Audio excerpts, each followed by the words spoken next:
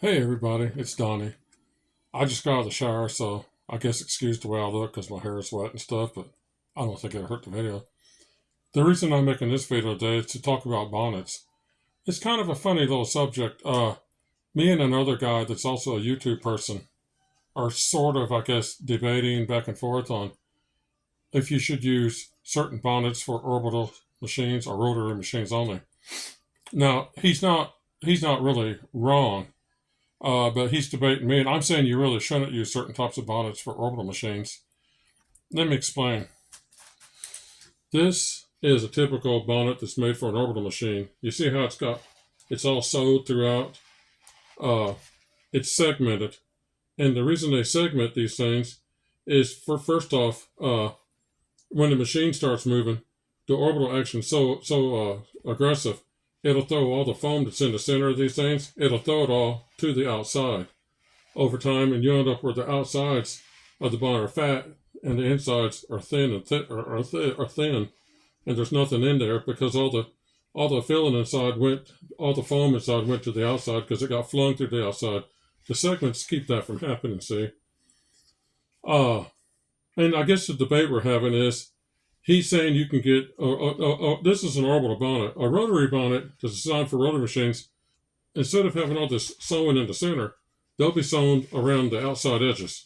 And that'll be pretty much where they're sewn. And the reason is you want both sides of the bonnet, the inside and out, to be loose because when the machine starts up, the top of the machine will move a little bit and get going before the bottom of the machine, before the bottom of the pad catches up. It'll just make it easier for the rotary machine to take off and get started. Because a lot of times rotary machines, they can have trouble starting, like on a real carpet that's kind of sticky or difficult to work through. So the bonnets, if the middle of them's all, no segments, no segmented sewing in them, it makes the where you start the machine and the top starts turning like this, instead of turning together like orbital, they'll start turning like this, and then the bottom will catch up. So what happens is it gets the machine going. It assists in the startup of the rotary machine because rotaries can be problematic starting up depending on what kind of breaker you're plugging them into and how weak or strong it is. So anyway, so that's the thing about bonnets. If they're only sewn on the edge, okay, and there's not sewing in the center of them, they're not made for orbital machines. Now, if you fit one on your machine, like I use an Oric, so if you get like a 12, 13, 14 inch bonnet that's a rotary bonnet, and you get it for the Oric that's rotary, you may get it to work to a point. But the thing is uh, the top of the bonnet will be orbiting in all directions, and the bottom of the bonnet will have to, instead of orbiting at the same time like that, the top will be going and the bottom will be trying to catch up. So you'll have an uneven orbit, which will mean that it'll mean that your bottom of your bonnet that's touching the carpet won't move as fast as the top of the carpet that the pad driver's putting pressure on. You'll get less of a cleaning ability with a rotary bonnet than you will an orbital bonnet. So it's not that you can't use the rotary bonnets on the orbital machines. You can, but it's just less effective. So what you should do is get these if you're going to use orbital. If you're going to use you can use this on rotaries too, but since there's no since the middle since it's all segmented, when it starts up like that, like here's your pad driver, when it starts up, it'll start up like that instead of starting up where it goes and then the bottom starts catching up. So you could have a hard time starting up on certain carpets. You could stall the machine out where you flip the breaker, things like that. So that's why they make the bonnets where they're either segmented or are they around the circle, around the edge. That's how they make them, and it's designed. This was over the white bonnets that have green stripes on them, and they're rotary bonnets. If you want to use them for orbital, you can, but they're not really the right bonnet for an orbital machine. Just because you can make it work doesn't mean it's the best. Because remember this: if you've got the top moving real fast and the bottom's not moving as fast, then you're not really getting as good a cleaning with the bottom part of the bonnet that's touching the carpet than you could. I mean, why get a decent cleaning when you can get a better cleaning with this. So is the guy I'm talking about that we're debating back and forth, is he wrong? No, he's not really wrong, but he is wrong in the fact that uh, it's better to tell people to use the right products. If you're gonna be a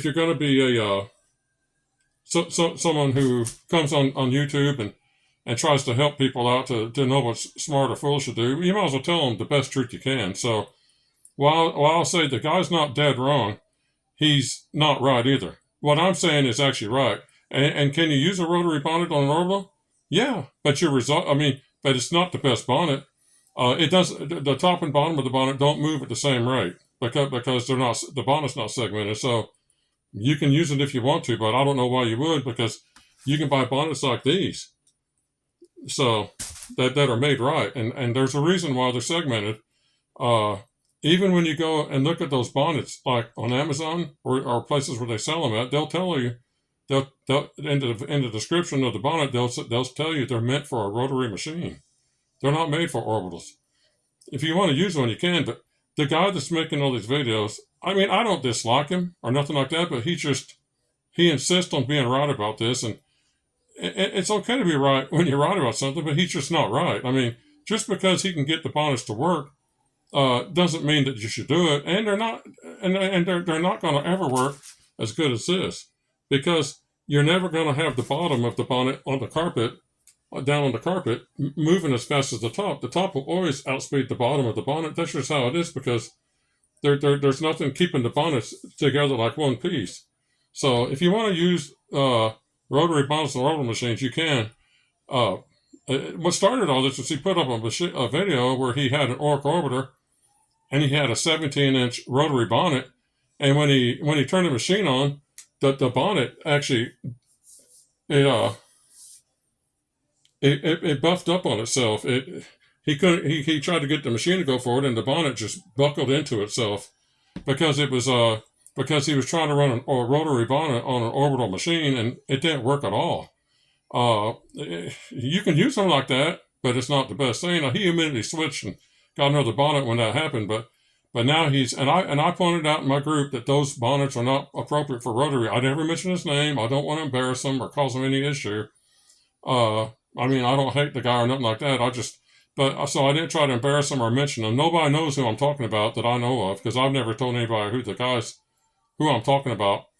But he's apparently taken offense and now wants to prove me wrong every which way he can by showing how you can use a rotary bonnet on orbital machines. He's making videos of it, and it's sort of ridiculous, but it's part of the childishness of the carpeting industry. Everybody wants to be a guru, and they want to be better than the next guy. So, but you can use any bonnet on any machine you want. But the truth is, this bonnet really isn't best on a rotary. It's best on an orbital, and a bonnet that's it's only sewed on the edge. It's best on a rotary, not on an orbital. So do what you want, but there's proper and improper, and you'll get better results with the right bonnet for the right machine.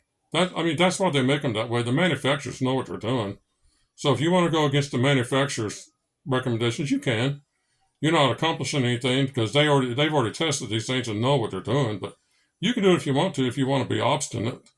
So anyway, but that's what this video is about. I wasn't going to make the video because I don't want to seem like I'm debating with the guy and fighting back and forth, because I'm really not. But I just made the video because it's an interesting idea.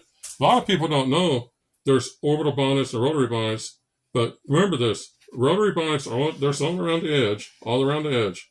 Orbital bonnets are segmented, and there's reasons for it, like the foam to move around. You don't want that to happen. This segmentation, it stops the foam from migrating.